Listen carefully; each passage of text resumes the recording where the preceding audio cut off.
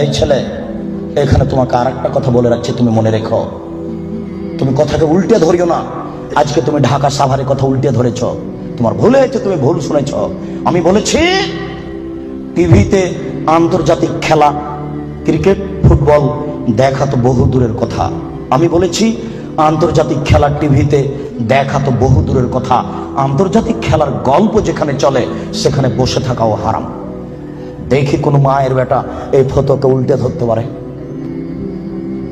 আর তোমার বাড়ির উপরে, 5 তলা বাড়ির উপরে অনেকগুলি পতাকা, তার একটা হচ্ছে ব্রাজিলের পতাকা।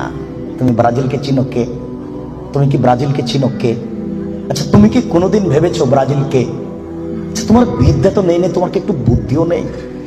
তুমি কি মানুষই নও? রাজশাহী চাঁপাইনবাবগঞ্জের ভাষাতে তুমি কি অমানুষ?